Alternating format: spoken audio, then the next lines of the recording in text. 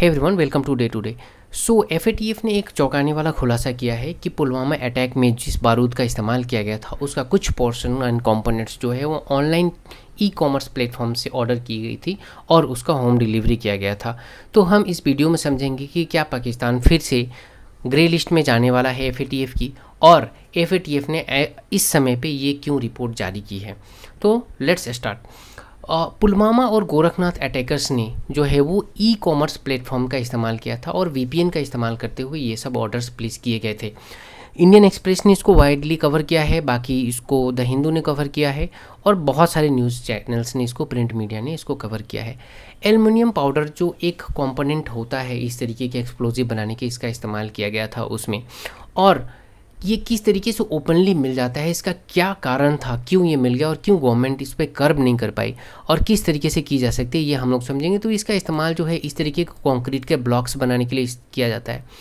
आपके कार की पेंट के लिए इसको इस्तेमाल किया जाता है, ब्यूटी प्रोडक्ट्स जो होते हैं उसके लिए इस्तेमाल किया जाता है, और स्टूडेंट जो है वो इस्तेमाल करते हैं इसको अपने लैब्स में, स्कूल के लैब्स में इसकी इस्तेमाल होता है, 3D प्रिंटिंग में इसकी इस्तेमाल होती है, इंक में इसका इस्तेमाल होता है। तो बहुत जगह जो है इसका इस्तेमाल होता है, तो इसको कम्प्लीटली रोक पाना जो है वो डिफ़िकल्ट है। अब देखते हैं कि किन लूप होल्स का फ़ायदा यहाँ पे जो है टेररिस्ट ने उस समय पुलवामा के समय इसका उठाया था। सबसे पहला है कि एल्युमिनियम पाउडर को सेल करना इलीगल नहीं है, लेकिन इलीगल नहीं होते हुए भी इस पर कर्व होना चाहिए। लाइक गन जो है, गन भी अगर सेलिंग के लिए लाइसेंस चाहिए होता तो बाइंग के लिए भी लाइसेंस चाहिए होता है। अगर आप इंडिया में गन बाय करते हो तो आपको लाइसेंस लेना पड़ता है और जिसका प्रोसेस काफ़ी टफ होता है। तो आखिर लाइसेंस गन बेचते समय और ख़रीदते समय क्यों ज़रूरी है? इसलिए ज़रूरी है कि सो दैट आप किसी को हार्म ना पहुंचा सको। तो अगर इस तरीके का एल्युमिनियम पाउडर का अगर इतना भयानक यूज़ हो सकता है तो उसमें क्यों लाइसेंसिंग नहीं हो सकती है, ये गवर्नमेंट को एक बार सोचना चाहिए। और डेफिनेटली इसके लिए कुछ रूल्स हैं, बट वो इतने स्ट्रिक्ट नहीं है। डेफिनेटली उस रूल को और स्ट्रिक्ट किया जाना चाहिए, जो कि होना चाहिए आने वाले समय में। आप देखोगे ई कॉमर्स प्लेटफॉर्म के जो भी ऑनर्स होते हैं उनका एक सिंपल सा डिक्लेरेशन होता है कि क्या आप डेंजरस गुड्स बेच रहे हैं। अगर आप नो कर देते हो तो वहाँ पे लिस्टिंग हो जाती है और वो प्रोडक्ट को आप बेच सकते हो, लेकिन ये काफ़ी नहीं है। ऐसा होना चाहिए कि अगर इस तरीके का प्रोडक्ट अगर कोई भी एबंडेंट क्वांटिटी में ख़रीदता है तो इमीडिएट जो है एक उसका नोटिफिकेशन जो है वो कंसर्न अथॉरिटीज़ के पास में चला जाना चाहिए, सो दैट वो उसको वेरीफाई करके देख लें कि आखिर इसके पीछे क्या रीज़न है। इन्हीं सारे रीजंस का नहीं होने के कारण जो है ये घटना जो है वो घटी। आप रिसेंटली यूएस में आपने देखा होगा कि एक फंगस जो कि चाइना के 2 स्टूडेंट उसको कैरी करते हैं यूएसए में, जिसको बड़े आराम से जो सीआईए है वो पकड़ लेती है, और आराम से नहीं पकड़ती क्योंकि वो चौकन्ना रहती है इसलिए वो पकड़ लेती है। आप सोचो, फंगस जो कि कुछ डॉट्स के बराबर थे, ये 5-6 पैकेट्स में, पॉलीथीन के पैकेट में थे, जो कि एक आदमी के जो है वो शूज़ में भी वो घुसा के उसको जो है उसको स्मगल कर सकते थे, लेकिन सीआईए ने उसको पकड़ लिया। वो अपने नेशनल सेफ्टी को कितना इंपॉर्टेंस देते हैं, और यहाँ पे इतना किलो जो है बारूद बनाने का सामान जो है वो एक ऑनलाइन प्लेटफॉर्म से बेच दिया जाता है और जो है यहाँ पे पता नहीं चलता। तो डेफिनेटली सिक्योरिटी लैप्स तो थी। सोचने वाली बात यह है कि यहाँ पे पाकिस्तान को ग्रे लिस्ट में वापस ले जाने के लिए इंडिया ने जो प्रूफ्स दिए हैं, क्या यह सफिशिएंट है? तो इसको समझते हैं। सबसे पहला जो है समझना पड़ेगा कि किसी भी कंट्री को ग्रे लिस्ट में डालने का प्रोसेस क्या होता है एफएटीएफ का, और उसका कॉन्सिक्वेंसेस क्या होते हैं।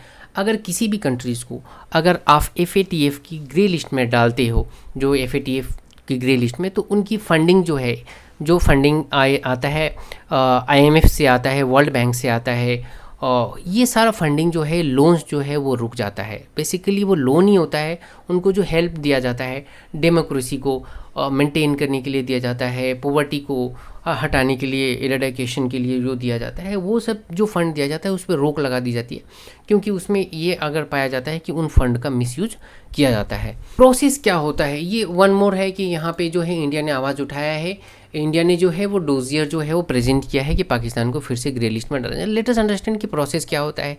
G7 मेंबर्स ने ये स्टार्ट किया था एफएटीएफ, जो फाइनेंशियल एक्शन टास्क फोर्स होता है, जो कि ऐसे आतंकवादी गतिविधियों के लिए जो फंडिंग होती है उस पर रोक लगाती है। तो ये जो फाउंडिंग मेंबर्स थे, ये फाउंडिंग मेंबर्स थे, और अब टोटल जो है उसमें 39 मेंबर्स है, जिसमें इंडिया मेंबर्स है, चाइना है, इंडोनेशिया है, और बाकी भी बहुत सारी कंट्रीज़ है, टर्की भी है उसमें, लेकिन उसमें पाकिस्तान जो है उसका मेंबर नहीं है।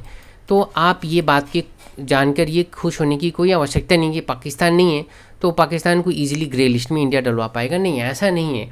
लेट अस अंडरस्टैंड वाई ऐसा नहीं है, बिकॉज इसमें कोई वोटिंग नहीं होती कि 39 है तो मेजोरिटी में वोटिंग दिया और 39 का 51% या 80% लोगों ने वोट कर दिया, तो जो इंडिया के रिलेशन जापान से अच्छे हैं, इटली से अच्छे हैं, फ्रांस से अच्छे हैं, जर्मनी से अच्छे हैं, यूनाइटेड किंगडम से शायद नहीं है, कनाडा से नहीं है, यूएस में भी अभी डबाडोली चल रहा है, तो भी मान के चलो ये 3 फाउंडिंग 4 मेंबर हो गए और बाकी ने आपने मेजोरिटी जुटा लिया तो पाकिस्तान को आपने ग्रे लिस्ट में डलवा दिया। ऐसा नहीं होता है।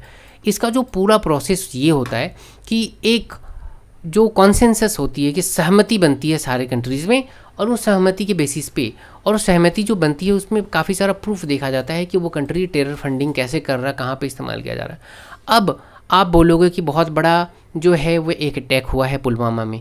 अनफॉर्चुनेटली इस अटैक को जब आप क्रिटिसाइज़ करते हुए मीडिया को देखोगे जो बाकी के कंट्रीज़ को, तो वो क्या करते हैं, उसको बहुत ही मतलब सॉफ्टली प्रेजेंट करते हैं। वो कोई बहुत ज़्यादा, वो बोलते हैं कि हमें बहुत दुख है, लेकिन वो मेजर है ना उसको टेररिस्ट नहीं बोलते हैं, मिलिटेंट या इस तरीके का कोई सॉफ्ट वर्ड्स का यूज़ करते हैं जो कि मतलब ऐसा कुछ हुआ है, राइट। जिस तरीके से कड़ी निंदा की गई थी Mumbai attacks and all that, वैसा निंदा कोई नहीं किया है इस बार जो पुलवामा में अटैक हुआ है। काफ़ी कम कंट्रीज़ ने सामने आए हैं जो कि FATF के मेंबर्स हैं, क्योंकि उनको पता है कि निंदा करने का मतलब सिर्फ निंदा करना नहीं होता है। निंदा करने का मतलब होता है जब FATF में जब वोटिंग करनी होगी, जब कंसेंसस देना होगा तो उस समय खुल के बोलना पड़ेगा और उस समय उनको नहीं बोलना है। इसीलिए वो बिल्कुल नपा तुला जो है ना वो ये करेंगे कि हम इसकी आलोचना करते हैं, लेकिन वो कभी नहीं बोलेंगे कि इसमें पाकिस्तान का हाथ था या ऐसा कुछ, या इसकी जांच होनी चाहिए। कभी ऐसे वर्ड्स का इस्तेमाल नहीं करेंगे, because they have to fund Pakistan and they have to fund Pakistan for their own reason. China को भी फंड करना है, चाइना को भी फंड करना है, टर्की को भी फंड करना है, USA को भी फंड करना है। पाकिस्तान की जो स्ट्रेटेजिक लोकेशन है वो सभी को चाहिए। चाइना को चाहिए, अपना जो रोड एंड बेल्ट इनिशिएटिव है उसके लिए चाहिए, USA को चाहिए पाकिस्तान, क्योंकि उसको चाइना और इंडिया पे कंट्रोल रखना है, राइट। एंड बाकी जो इस्लामिक कंट्रीज़ हैं उनको चाहिए, क्योंकि पाकिस्तान के पास में परमाणु बम है, कहीं ना कहीं उसका भी एक जो है वो इफेक्ट है। तो इस वजह से ये सारी कंट्री जो है एक मिला जुला आपको देखने को मिलेगा और कोई खुल के इस बार नहीं आया है। और जो मेरी अंडरस्टैंडिंग है, this is pure my analysis, आप देखोगे कि पाकिस्तान इस बार ग्रे लिस्ट में नहीं जाने वाला है। आपको सुन के ये दुख हो सकता है कि पुलवामा में इतना बड़ा अटैक हुआ और पाकिस्तान नहीं जाएगा ग्रे लिस्ट में, ये हो नहीं सकता है, इनकी एनालिसिस तो गलत है, गलत साबित हो जाएगा। आप मेरा वीडियो सेव करके रख लेना, पाकिस्तान ग्रे लिस्ट में नहीं जाने वाला है। इंडिया आवाज़ उठाएगा, डेफिनेटली उठाएगा। लास्ट टाइम जो था वो 2022 तक 2-3-4 साल के लिए वो ग्रे लिस्ट में पड़ा था। रीज़न क्या था? रीज़न ये था कि जो इंडिया में अटैक हुए थे, मुंबई अटैक्स हुए थे, उस अटैक में बहुत सारे फॉरेन नेशनल मारे गए थे, उसमें USA के भी लोग मारे गए थे, एंड दैट इसलिए, और उसमें पाकिस्तान का हाथ था और ये प्रूफ हो गया था। इस वजह से पाकिस्तान को उसकी सज़ा लगभग 10 साल बाद मिली थी और वो FATF के ग्रे लिस्ट में गया था। लेकिन क्योंकि इस बार जो 26 लोग मरे हैं जो भी, वो इंडियन है, उसमें कोई नहीं है, इसलिए USA को भी कोई फ़र्क नहीं पड़ता और वर्ल्ड को भी कोई फ़र्क नहीं पड़ता है। इस तरीके से जो है जियोपॉलिटिक्स चलता है और इस तरीके से लोग जो है वो देखते हैं, और टेररिज्म का डेफिनेशन इस तरीके से डिफ़ाइन किया जाता है जियोपॉलिटिक्स में, अपने फ़ायदे के लिए। Simple thing. सो आप आने वाले टाइम में देखोगे कि पाकिस्तान ग्रे लिस्ट में नहीं जाने वाला है। इंडिया पूरी कोशिश कर रहा है, बट जो मैकेनिज़्म है वो जिस तरीके से बना हुआ है और USA का जो प्रो पाकिस्तान अप्रोच है, आप नहीं देखोगे कि पाकिस्तान जो है वो ग्रे लिस्ट में जाता हुआ आपको दिखेगा। आई होप कि ये वीडियो से आपको कुछ समझ में आया होगा। अगर आपको कुछ भी नॉलेज गेन हुआ और आप चाहते हो कि मैं इस तरीके की वीडियो आपके लिए लाते रहूं, तो I request please subscribe my channel and share with those who actually believe in watching pure analysis and no unnecessary noise. So thank you very much. This is the end of this video.